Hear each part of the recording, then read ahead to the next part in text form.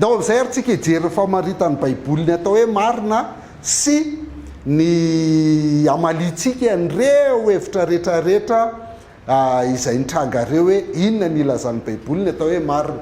Ny marina dikany hoe marina ao amin'ny baiboly dia avy amin'ny teny hebreo hoe emet, zay ny fanoratra an'io, famaky an'io mantsy azafady, emet. Ny heviny a dia mety hoe marina fa mipetraka ihany koa ny hoe mahatoky, azo antoka, zavatra mafy, zany zany atao hoe emet, zavatra mahatoky, zavatra azo atokisana, fidèle, fidélité, zay zany tena azo andikana koa n'io emet io a, fidélité, zavatra azo antoka, zavatra mafy, dia zay zany ny atao hoe marina, satria le izy a tsy azo ozongozonina fa mipetraka tsara. Amin'ny teny grika izy dia hoe aletheia, aletheia. Ny dikany a misy privatif ale izy dia aletheia, ny aletheia dia hoe fanambarana, fanehoana zavatra miafina, fanesorana voaly zany hoe ny zavatra miafina tao dia esorana le miafina, le fanambarana, dia zay ny dikany hoe marina, vérité ao anaty baiboly, ny hevitry ny vérité zany a ao anaty baiboly raha vao le teny no andraisanao azy. Dia ny baiboly ray manontolo na ny testameta taloha na ny testameta vaovao a dia mifanaraka amin'le fisainan'ny olona hoe ny atao hoe marina dia adequatio rei et intellectus, zany hoe ny firindran'ny saina, intellectus, sy ny zava-misy rei, réalité, hoe mirindra tsara, rehefa mirindra reo dia marina zay. Manaiky an'izany ny baiboly ray manontolo na ny testameta taloha na ny testameta vaovao zany fa tsy araka ny lazainy bolitomanina teo.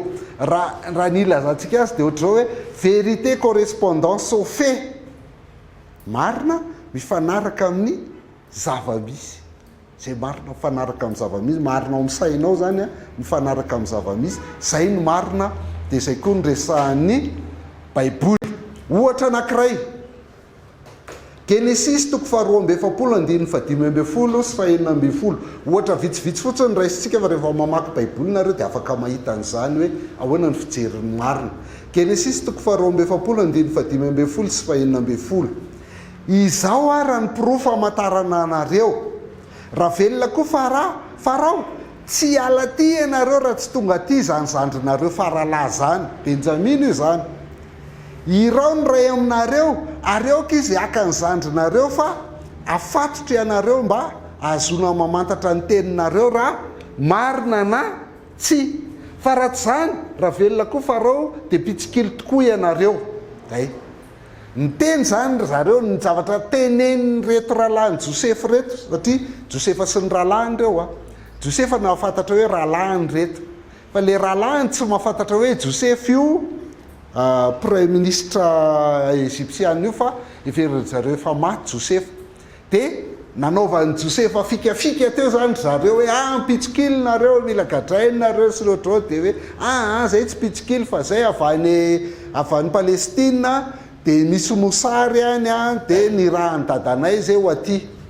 Dia ozy izy hoe ay, raha ohatra nareo ka andeha hitady vary fotsiny fa tsy pitsikilo a, dia zao nda nalaivy le zandrinareo faralahy raha mbola manana zandry faralahy nareo, satria Josefa sy Benjamina ihany no ray reny a, zanak'iray hely, fa ntsisan'izay a samy hafa daholo ny reniny zareo. Dia tiany Josefa hita zany Benjamina, dia andana ataovy an'izay ozy izy, dia zao azahoana mamantatra ny teninareo raha marina raha tsy, dia mila mifanaraka amin'ny réalité zany. Ny réalité dia hoe mbola manana zandry ve nareo, mbola any ve Benjamina sa tsy any. Ka raha vita nareo no mitondra ny Benjamina aseho anareo ny réalité hoe io tokoa ilay zandrinay, dia marina ny lazainareo zany. Asika na ao anaty baiboly ary zany mipetraka zany hoe le zavatra teneninareo hoe mifanaraka amin'ny zava-misy, hoe mbola manan-jandry nareo, aiza le zandry nareo asehoy zay. Mpanjaka voalohany a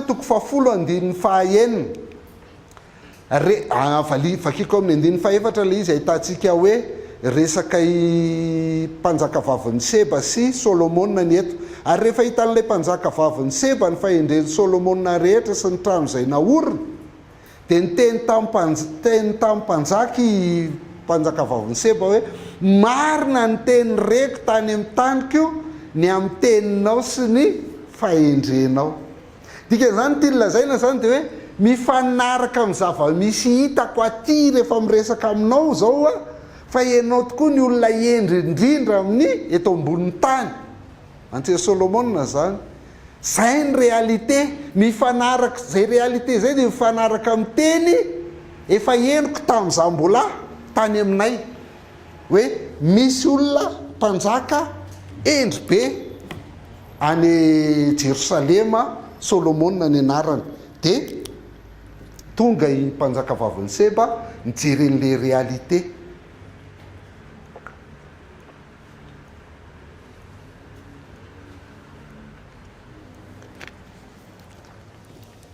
Dia hitatsika zany fa mifanaraka amin'ilay famaritana klasika ny marina lazain'ny baiboly eto. Ohatra ray mpanjaka voalohany 2:20 oko koa ny mpanjaka tamin'ny Mikaia zany, Mikaia ty zany mpaminany, impiry ny ampianinako anao mba tsy ilazana inona na inona amiko amin'ny anaran'ny tompo afa-tsy zay marina ihany. Io hoe aoka re mba hifanaraka amin'ny zava-misy ny faminaniana zay lazainao. Ka ny faminanian'ny Mikaia mantsy dia hoe tena ratsy ny zanak'Israely Joda, tena manota ny Joda dia hiaran'ny fitsarana. Fa ity mpanjaka ty tsy netin'inon'izay fa izy mihaino an'le mpaminany sandoka foana hoe milamina rangahy zao dia tsy misy fitsarana fa fitahiana no azontsika fa satria tsika vaokan'Andriamanitra. Dia zay dia niteny zany le mpanjaka eto hoe ataovy hitako mifanaraka ny réalité sy ny zava-misy sy ny zavatra zay lazainao dia raha izay le izy dia marina zany lazainao. Tanareo ohatr'izay daholo ny ambaran'ny baiboly. Salamo 5:2 izay mandeha tsy misy tsiny ary manao zay mahitsy sady misaintsaina ny marina ao am-pony. Tanareo eto zany zao ny zavatra hita réalité ty ivelany dia zao hoe mandeha tsy misy tsiny io olona io, manao zay mahitsy io olona io. Fa ny ahitana hoe marina io olona io dia tsy le ty ivelany fotsiny fa le ao am-pony koa tokony fanaraka amin'izay. Zay tsy mety tsara velatsia zany. Dia zay zany ny ahitana ny olona io hoe marina ny ivelany ny réalité dia mifanaraka amin'ny zavatra saintsainy ao am-pony andro aman'alina. Miditra amin'ny testamenta vaovao tsika, Lioka 2:20 rehefa tokony horaray ny lasa dia nisy olona ray koa ny izingizina hoe izy io dia niaraka tamin'ny marina tokoa fa Galiliana izy. Tanareo i Petera eto ditsika ny resaka fa Petera eto ny resaka. Dia anontaniana zany Petera hoe ianao koa hoe mba namany? Dia Petera zany miteny atsika mba namany avao aho. Dia eo zany le tany samy Galiliana ianao na fiteninao tonga dia mepanganao dis mandaingy ianao fa tsy fa namany ianao satria samy manao fitenina Galiliana nareo. Satria Jesosy ho Betsileo dia samy manao fitenina Galiliana nareo dia mandaingy ianao zany satria tsy mitovy ny zavatra teneninao hoe tsy namany sy ny réalité eninay hoe ny fomba fiteninao dia fitenina Galiliana. Ohatr'izay daholo, zay ny atao hoe marina. Asan'ny apôstôly 2:20 fa io Paoly tsy very saina ary Festos tsara indrindra fa teny marina sy teny mpahendrena ny lazaiko. Eto ndray zany le fahamarinana dia zao hoe ny olona very saina, ny olona adala no miteniteny foana, tsy mifanaraka amin'ny zava-misy fa miteniteny foana ny adala. Fa rehefa tsy adala izy dia marina ny lazaina ary teny fahendrena ny lazaina. Dia teny tsara mihitsy hoe tsy very saina ary excellence zay le tsara indrindra ezy l'excellence Festus. Dia tsy zay. Dika zany ny baiboly zany mametraka tsara lay antsoina hoe adequatio rei et intellectus. Ny fahamarinana dia firindran'ny zavatra ao an-tsainao sy ny zava-misy, zay no marina. Manaiky an'izany ny soratra masina, saingy mihoatra an'izany ny soratra masina. Maninona ny soratra masina manaiky an'izany, ary maninona ny soratra masina no mandeha mihoatra lavitra noho izany. Zay dia tsika vao amin'ny baiboly ny resantsika. Ny anankiray aloha zany tena lazaiko hoe io ranga raha tsy marina io baiboly io, dia tsika ny adala, ary tena tsy mety ny ataontsika eto ambon'ity tany ity, fa tena hoe tsika ny adala indrindra, minomino foana. Fa itsika mahita eo amin'ny fiainantsika, sa tsy mahita ianao? Raha tsy mahita ianao dia raiso Jesosy ho tompo sy mpamonjy fiainanao, dia ho hitanao zany fa mifanaraka amin'ny zavatra iainanao, ny zavatra lazain'ny soratra masina. Tsy zay? Zay mahatonga antsika milaza fa ny baiboly no marina, ny tenin'Andriamanitra no marina, Andriamanitra no marina. Dia itsika manaraka ny marina, tsy itsika no marina, fa ny baiboly ihany no marina. Ny tenin'Andriamanitra ihany no marina, satria Andriamanitra ihany no marina. Inona lazain'ny soratra masina? Zavatra lazain'ny soratra masina voalohany dia manavaka an'Andriamanitra izy, mihoatra ny Andriamanitra hafa rehetra, hoe Andriamanitra ihany no marina. Zay le resantsika teo. Andriamanitra ihany marina, ary zany dia hitantsika eo amin'ny fiainantsika, amin'ny réalité iainantsika isan'andro zany dia hitantsika. Nomero 7:20. Nomero 7:20 hoe Andriamanitra tsy mba olona ka andaingy, dia zany marina izy zany. Na zanak'olombelona ka hanenina, jereo tsara fampitahana an'Andriamanitra sy ny olona hoe Andriamanitra marina, dia ny olombelona mandaingy ary mety manenina. Moa efa nilaza va izy ka tsy nahatanteraka, na efa niteny va izy ka tsy mitoviny. Hitanareo, mifanaraka tsara ny zavatra tenenin'Andriamanitra ny zavatra ataony, mifanaraka tsara. Zay zavatra niteneny tsy maintsy nitanterahany daholy, ary zay zavatra nilazainy dia tsy maintsy ataony to. Zay le hoe nitoviny, lasa to, tanteraka, dikan'izany. Zay maha-Andriamanitra marina azy. Dieu de vérité, ny dikan'izany, fa tsy miresaka le Dieu juste tsika akory eto, fa le Dieu de vérité no resantsika hoe tsy mandaingy izy, tsy manenina amin'ny zavatra efa nataony izy, fa zay tenenina dia mifanaraka. Adequatio rei et intellectus. Fa io ny ahitantsika zany hoe miavaka Andriamanitra mihoatra ny Andriamanitra hafa rehetra. Io Andriamanitra ny fahamarinana izy zany, satria tsy mba mandaingy. Zay ny Andriamanitra rahantsika. Salamo 1:3-4. Salamo 1:3-4. Alako zay mifikitra amin'ny zava-poana mamitaka, fa izaho dia ny tompo no hitokiko. Dere tsara, io le hoe manavaka an'Andriamanitra mihoatra amin'ny Andriamanitra hafa rehetra. Ny Andriamanitra hafa rehetra zany dia lazain'ny mpanao salamo hoe zava-poana mamitaka. Zay Andriamanitra hafa rehetra kotra n'Andriamanitra, na iza, vola, sampy, arena, inona, dia zava-poana mamitaka reny. Fa ny aozy izy Jehova ihany no hitokiko izy ny mpanao salamo, satria io ihany ny marina. C'est la seule vérité. Jeremia 10:1-20 jerentsika ny fomba ilazan'ny Jeremia ny Andriamanitra hafa na ny sampy. Jeremia 10:1-20. Eno ny teny zay lazain'ny tompo aminareo ry taranak'Israely. Zao no lazain'ny tompo: aza mianatra ny fanaony jentilisa, aza matahotra ireo famantarany eny amin'ny lanitra. Be dia be amin'izao kristiana vao mahita famantarany eny amin'ny lanitra dia mangovotra, na dia tsy mpanompo sampy ary fa kristiana. Aza mianatra ny fanaony jentilisa, aza matahotra ny famantarany eny amin'ny lanitra, fa ny jentilisa no matahotra zany. Fa ny fanaony firenen-kafa dia zava-pôna, néant, tsisy dikany, en vain.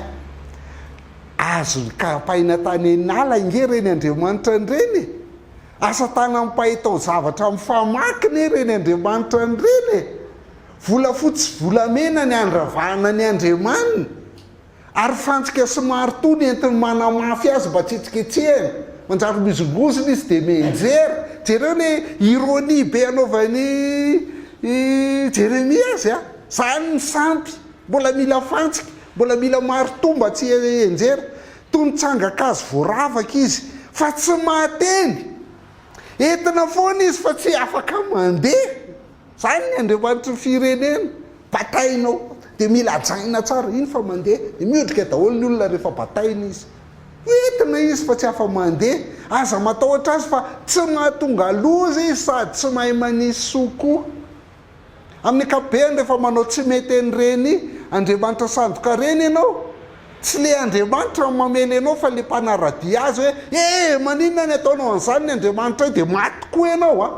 Dia aza manao zao fa maty ianao raha manao an'io. Ohatra aza tondrana kisoa ianao fa maty ianao raha mitondra kisoa eo. Fa rehefa mitondra kisoa eo anao tsy le Andriamanitra ny zareo manisy loza anao fa ry zareo. Zay. Tsy mahatonga loza izy sady tsy mahay manisy soa. Tsy misy tokoa izay tahaka anao ry tompo. Io amin'izay zany le manavaka an'Andriamanitra. Tsy misy tokoa izay tahaka anao ry tompo. Lehibe ianao ary lehibe amin'ny hery ny anaranao. Izany tsy atahotra anao ry mpanjaka ny firenena fa mendrika anao zany. Fa amin'ny endry rehetra amin'ny firenena sy amin'ny fanjakana rehetra dia tsy misy tahaka anao. Miavaka mihitsy ny Andriamantsika. Fa kentrina sy adala avokoa izy rehetra.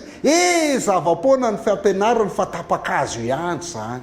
Tapakazo ihany zany. Volafotsy voafisaka nalaina avy tany Tarsisy, volamena avy tany Eofazy zany. Iza nefa nametraka an'le volafotsy tany Tarsisy, iza nanao volafotsy tany Eofazy. Asa tanan'ny mpahitao zavatra sy mpanefy volamena zany. Ny antsika ny Andriamanitsika manamboatra volafotsy volamena, ny anazy ny Andriamaniny amboarin'ny mpanao tao zavatra. Zay. Lamba manga sy volom-paratsy ny fitafiany, asany manatalety izy rehetra. Zay ny Andriamanitra sampy. Dia ty tena ngezabe indrindra. Fa ny tompo Andriamanitra ny marina. C'est le Seigneur Dieu qui est vrai. Ny tompo Andriamanitra ny marina. Izy no Andriamanitra velona sy mpanjaka mandrakizay, izay mampiororo ny tany amin'ny fahatezerany ka tsy tantin'ny firenena ny fahavinirana. Tanareo ny fiavahany ilazan'ny Jeremia ny mampiavaka an'Andriamanitra ny Baiboly sy ny Andriamanitra hafa rehetra. Andriamanitra amboarin'olona, ny Andriamanitrantsika Andriamanitra nanao ny olona. Zay mahatonga ny hoe ny Andriamanitsika tsy Andriamanitra malagasy ihany, tsy Andriamanitra vazaha ihany, tsy Andriamanitra jiosy ihany, fa Andriamanitra ny firenena rehetra. Satria izy nanao an'ireo firenena rehetra ireo, izy ihany no marina. Izy ihany no marina. Ary ny teniny ihany no marina. Satria marina izy, dia izay zavatra teneniny koa zany dia marina daholo. Samoela 2:7-9 ahitantsika ny fahamarinana, ny véracité an'ny tenin'Andriamanitra. Noho izany ry tompo Andriamanitra, satria ianao no Andriamanitra ary marina ny teninao, ary ianao efa nilazan'ny zava-tsoa zany amin'ny mpanomponao. Io marina ny teninao dia efa nilaza zany zava-tsoa zany ianao amin'ny mpanomponao, dika zany tsy maintsy ataonao zany. Ny fanontaniana mety hipetraka rehefa avy eo dia alao rehefa amin'ny farany nareo apetraka reo le izy raha tianareo apetraka tokoa hoe ka maninona raha ny tenin'Andriamanitra tsy mety marina amiko ny sasany na ny akamarony mba raisiko ihany ty verset ty hoe mba ataoko marina amiko fa tsy mety tanterahany mihitsy. Fa maninona izy ve ny marina sa maninona zany tsy izy tsy mety mahazo an'io. Zany fanontaniana apetraky ny olona ihany koa zany a. Raha apetrakareo izy dia valiko, fa rehefa tsy apetrakareo izy rehefa avy eo dia samy mialitsika zany dia samy mamaly azy ihany. Samy manana ny fanahy dia samy mamaly azy ihany. Zay mahatonga an'ity Jaona 7:7-7. Io kosa mba iarahantsika amin'ny teny isa 2:3. Averintsika isa 2:3. Tsy zany le izy ka. Le izy hoe manamasina azy Fahamarinana. Vavaky Jesosy Kristy ho antsika mpianatra io. fa rehefa ny am-piangonana izy dia avadikitsika fitenitsika dia nitenitsika hoe manamasina anay a Fahamarinana, fa ny tenin' Jesosy Kristy hoe manamasina anazy amin'ny fahamarinana satria ny teninao no marina. Lasa marina ny tenin'Andriamanitra satria le Andriamanitra miteny an'le izy mihitsy no Andriamanitra marina. On parle de vérité ici a. Vérité ny resantsika fa tsy justice, averiko ihany. Hafa indray le Andriamanitra Dieu juste rehefa avy eo a, hafa indray le izy fa le Dieu, le vrai Dieu. Zany no resantsika e Dieu de vérité. Andriamanitra ihany zany marina, io miavaka amin'ny Andriamanitra hafa rehetra, dia ny teniny koa zany a, teniny ihany no marina mifanaraka amin'izay. Salamo 5:1-5:1 dia ohatr'izay mihitsy zavatra teneniny hoe fahamarinana ny totalin-kevitry ny teninao. Tanareo tena le principe de ta parole, le principe le maizy azy le tenin'Andriamanitra mihitsy dia vérité, fahamarinana. Ary mandrak'izay ny fitsipika ao marina rehetra, zany no tena mbola anisan'ny mahamarina ny marina. Tsy marina ny Andriamanitra hafa dia mety ho simba, mety ho potika, mety ho lefin'ny fotoana ireny. Na vola raha vao mamoana ny ataonao Andriamanitra dia ny vola mety andahoanao, mety tsy eo. Fa Andriamanitra marina n'Andriamanitra dia io tsy miova mihitsy ilay izy mandrak'izay. Marina foana. Fa raha marina sy matanjaka izy androany ny olona anankiray, rapitso izy lefa antitra dia tsy matanjaka tsony, dia tsy marina zany izy. Tsy marina izy satria miova. Fa Andriamanitra tsy miova. Ary zay mihitsy le anarana hoe Jehovah, Yahweh, Jehovah, izao izay izy hatrizay ka ho mandrak'izay. Tsy miova mihitsy io maly sain'io ary mandrak'izay dia zay mamarina azy. Tsy miova mihitsy Andriamanitra. Dia ny zavatra teneniny rehetra, io le hoe totalin-kevitra, lazainy amin'ny rehetra dia marina avokoa, tsy misy mifanohitra ary tsy maintsy tanteraka avokoa ny teneny. Zay mamarina n'Andriamanitra tsika. Dia zay no mahatonga antsika mahasahantsika miteny hoe ny Andriamanitra ny marina, ary zay lazainy ao anaty Baiboly no marina, dia ho anay misy fahamarinana tokana dia ny lazain'ny Baiboly zany. Samy tenen'izany tsika, vonona hitenen'izany tsika ary mila mitenen'izany sy mahay mamaly en'izany tsika. Mba haizanareo mamaly izay manontany ny anton'ny fanantenana ao anatinareo izy Petera. Mila mahay an'izany tsika. Fa tsy rikoty ihany akorina saintsika mitabataba isan'andro anaty Facebook a, tsika kristianina tsy mahavita. Ny kristianina zany a dia sady manaiky ny firindran'ny saina sy ny zavamisy, adequatio intellectus, manaiky hoe zay ny atao hoe fahamarinana. Manaiky an'izay ny kristianina, fa milaza ihany koa ny kristianina ankoatran'izay hoe Andriamanitra ihany no marina. Ary filazantsika hoe Andriamanitra ihany no marina dia mifanaraka amin'ny zavamisy iainantsika sy hitantsika isan'andro zany. Fanaraka amin'ny zavamisy hitantsika sy iainantsika isan'andro zany hoe Andriamanitra ihany no marina. Rindra tsara zany ny ao an-tsaintsika sy ny zavamisy hitantsika sy iainantsika amin'izao fotoana izao. Dia tsy mila matahotra tsika zany hoe marina ve le Andriamanitra rahanao satria io ny fivavahan'ny dadabe anareo sy ny ray aman-dreninao dia kristianina koa ianao dia ekenao fa marina. Dia ny silamo koa satria silamo ny ray aman-dreniny, silamo ny dadabeany sy bebeany, dia silamo izy dia izy koa milaza hoe marina ny azy. Kanefa tsy mifanaraka amin'ny zavamisy sy ny ambaran'ny soratra masina ny zavatra ambaran'ny silamo sy ny boudista sy ny hindoista sy ny athée sy ny rehetrarehetra. Dia eo ianao indray lasa ny kristianina indray rehefa tsy manana valy no lasa miteny hoe dia samy manana marina ny azy io fa ny anay lo tia marina dia zay fikiranay ty, zay tsy ala amin'io mihitsy ninona lazainao. Samy manana marina ho azy fa ovalitsika rehefa velo izy. Ka ny kristianina zany dia sady manaiky ny firindran'ny saina sy ny zavamisy, le fahamarinana eken'ny rehetra, no milaza koa fa Andriamanitra ihany ny marina ary ny teniny ihany no fahamarinana zay. Andriamanitra ihany no marina, ny tenin'Andriamanitra ihany no fahamarinana. Vérité no resahantsika eto a, mbola vérité no resahantsika eto.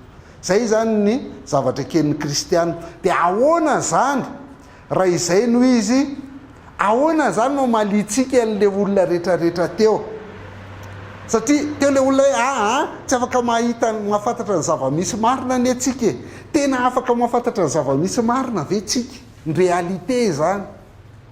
Tena afaka mahafantatra ny réalité ve tsika ka samy teny hoe marina ny zavatra tenentsika? Dia ny avalitsika dia zao hoe eny afaka mahafantatra n'izao tontolo izao tsika. Satria maninona?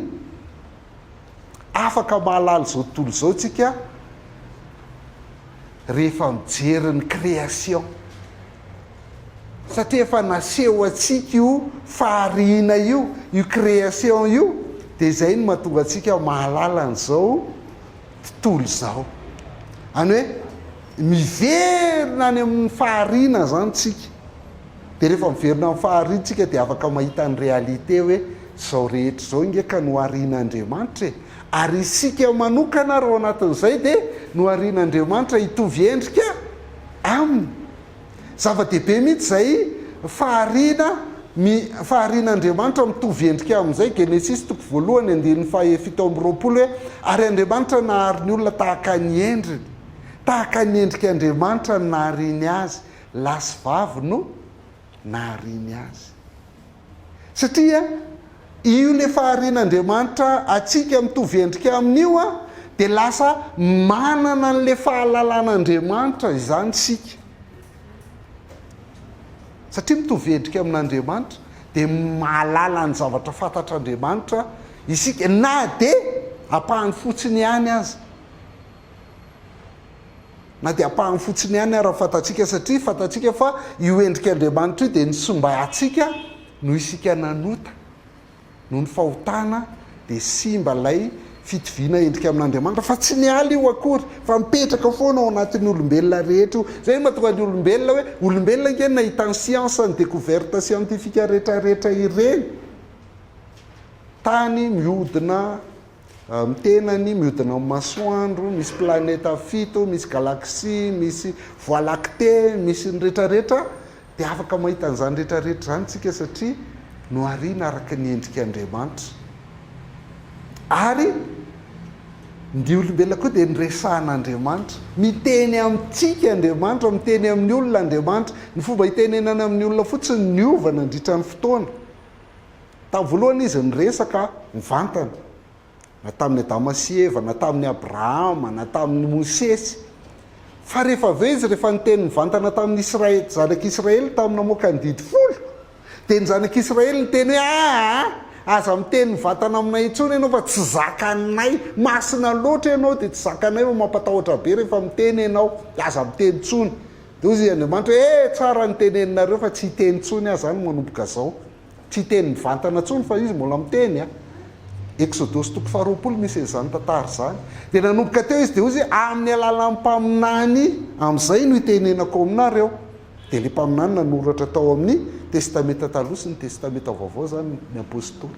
Zay fa Andriamanitra miteny foana mandrak'androany, miteny foana izy, miresaka amintsika izy.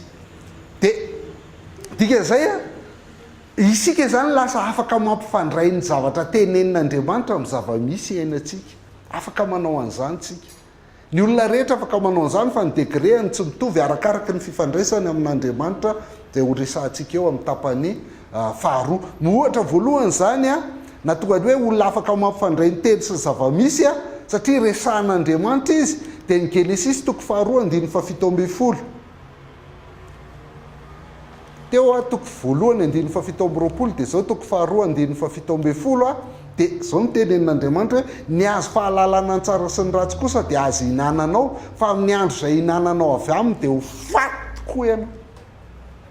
Dia hitantsika ny fisarahana tamin'Andriamanitra rehefa nihinana an'io ihany Adama sy Eva, satria tsy nino an'io. Marina ve zavatra tenenin'Andriamanitra sa tsy marina?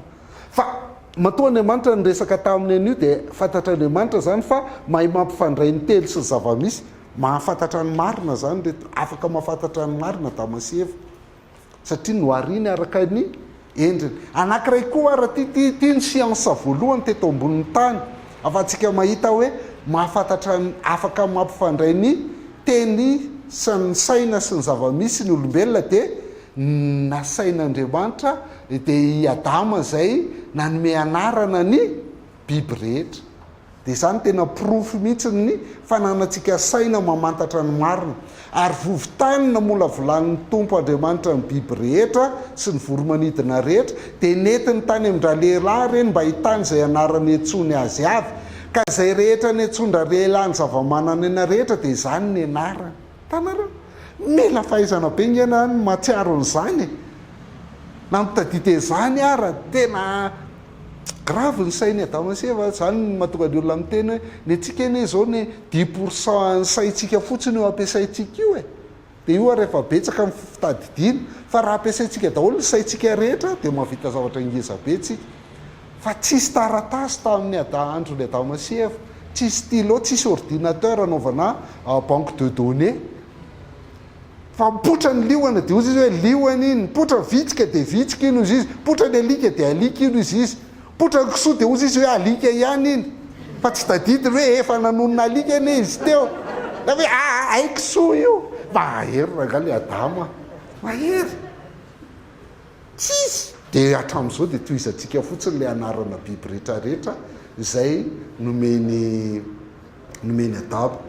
Dia nomendra lehilahy anarana ny biby fiompy rehetra sy ny voromanidina ambamin'ny biby dia rehetra, nefa tsy hita izay mpanampy tandrifo ho an'ny rahalehilahy. Tsisy mety vadiny reny na dia nomeny anarana. Dia hitantsika amin'izany ny sain'ny olombelona afaka manao mahamantatra mampifandray ny zava-misy ny réalité sy ny zavatra tenenina sy ny zavatra saina izany.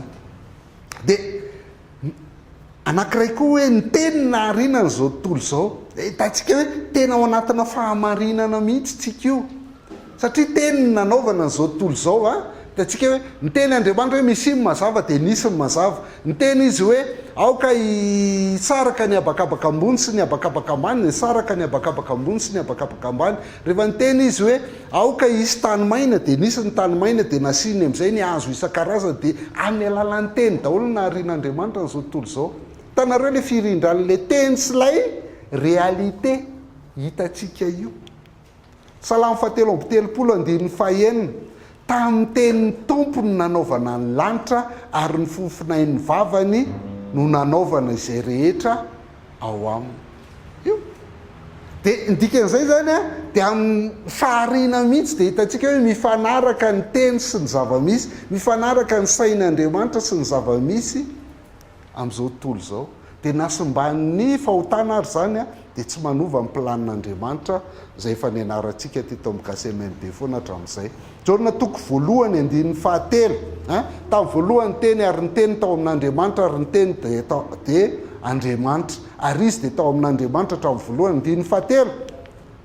Izy ny teny no nahariana ny zavatra rehetra ary raha tsy ny teny dia tsy nisy nahariana zao zavatra ary zao na dia iray ary. Fa miainga avy amin'ny teny daholo io réalité hitantsika rehetra io dia miainga avy amin'ny teny, zany hoe mifanaraka ny teny sy ny zava-misy. C'est la vérité.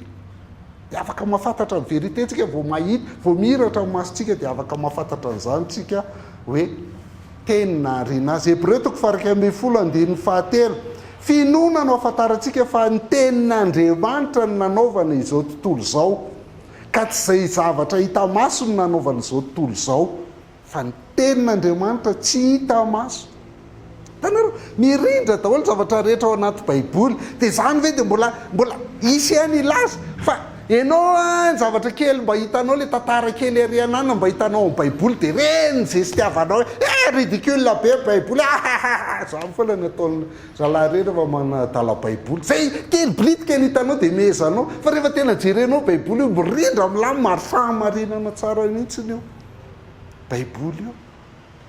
Fa tena mampalahelo zany manao an'izany adalan'izany lay gentilisa au Facebook dia mamaly le kristianina dia manompa indray ny ataon'ny kristianina. Re olona miala amin'le sady tsy hainao no mamaly an'ilay zavatra lazain'le olona no tsy miaina amin'le fiainana kristianina ianao a fa ianao indray mamela voaoziny ianao bebay ianao riketo fa raha tsy zany ianao dia any amin'ny afobe ianao fa ianao mihitsy ngamba dia voly velona latsaka tany oy revolile mampalahelo dia fazafady aloha fa za tsy miditra amin'ireny za tsy mamaly amin'ireny ny ataoko dia mampianatra koa ao amin'ny facebook dia anjaran'ny kristianina mahita dia na anjaranareo mamaly an'ireny fa anjaranareo fa za tsy miditra amin'izany zay le izy fa za mamaly fa aty amin'ny fampianarana nanovako zany hita ihany ange ty amin'ny facebook sy loatr'izany dia afaka mamaly tsika fa niditra débat amin'le izy nefa ny akamaroan'ny kristianina fa manimba le anarana kristianina satria tsy mahay fa rehefa vokanao mpiba inona marina dia fa hainay marina jesosy marina dia zay ihany marina jesosy lalana sy fahamarinana fiainana fa rehefa misy olona mandona anazy dia hopaina dia voly teny mamenatra tsika zany mihitsy kely izy fa mbo tsy miteny zany fotsiny kristianina fa masina hony izy dia tsy miteny zany nefa manompa ihany izy amin'io ny atonga dia tsoroko mihitsy au fait zay no tianao tenenina fa tsy sahanao tenenina satria anao hoe kristianina fa ny tenin'Andriamanitra ny petera tena miteny mihitsy hoe mba ahitanareo ny avalin'le olona ny antony fanantenanareo mila mahita avaly tsika ao anatin'izany ary tsisy afa-tsy famakiana baiboly ihany ny tanan'izany ozy izy Auguste Lesser fa hoe ny zava-misy dia ny fahataterahan'ny sain'Andriamanitra hita ao anatin'ny fotoana ny réalité zany dia zao hoe tateraka ao anatin'ny fotoana ny sain'Andriamanitra. La pensée de Dieu se réalise dans le temps. C'est ça ce qu'on appelle réalité. Zavatra rehetra eo avy amin'Andriamanitra. Efa zay foana ny anarantsika tamin'ity taona ity ny souveraineté an'Andriamanitra hoe tsy zavatra mitranga zany ratsy avy amin'Andriamanitra na farafaratsy le avelan'Andriamanitra hitranga. Dia io zava-misy réalité hitantsika io zay no marina zay mahatonga antsika hoe marina ny Andriamanitritsika ary ny Andriamanitsika ihany no marina. Fa aleo tabataba ny jentilisa fa tsy makay izany hitantsika eo ny toany amalina azy rehefa avy eo. Dia raha ohatra araka tsy mety mino marina ny olona hoe Andriamanitra rangatsy nahary zavaboary Andriamanitra rangatsy nanao an'izao ary tsisy zany Andriamanitra zany rangaha fa nisy ho azy mipopoka ho azy teo zavaboary io rehefa tsy mety mino marina ny olona tsy mety mino hoe misy marina tokana dia ny momba an'Andriamanitra une seule vérité absolue dia vao mainka manao marina ny tenin'Andriamanitra zany grave rehefa tsy mety mino ianao rehefa tsy mety manohatra ianao dia zay vao mainka marina ty romanina toko voalohany andiny fa 7 ty hoe aseho vany an-danitra ny fahateziran'Andriamanitra ny faharatsiana rehetra sy ny tsy fahamarinany olona zay mangeja ny marina amin'ny tsy fahamarinana toy aneo avy eo andiny fa 7 sy 20 hoe fa ny Andriamanitra azy sy ny heriny mandrakizay ozy izy dia hita hatraminahariana n'izao tontolo izao hatraminahariana vao nahary izao tontolo izao Andriamanitra dia mipetraka tena Andriamanitra marina io Andriamanitra io dia rehefa tsy mino ny olona dia aseho avy any an-danitra ny fahateziran'Andriamanitra ny faharatsiana rehetra impiété sy ny tsy fahamarinany olona tia indray justice ty fa tsy vérité zay mangeja ny vérité amin'ny tsy fahamarina amin'ny teny frantsay ka izy mazava ny gasy kokoa la colère de Dieu se révèle du ciel contre toute impiété io impiété zany fanohatra impiété le toe-panaraka an'Andriamanitra dia eto zany tsy miraran'Andriamanitra ny olona contre toute injustice io tsy fahamarinana ny ainan'ny olona sy ataon'ny olona toute injustice des hommes qui retiennent injustement la vérité captive. Gejain'ny olona giazan'ny olona le fahamarinana dia nipotra amin'izao fotoana izao dia ilay injustice impiété ny faharatsiana sy ny isan-karazana dia vao mainka marina ny tenin'Andriamanitra vao mainka mamarina ny tenin'Andriamanitra zany zavatra zany dia marina foana ho any tompontsika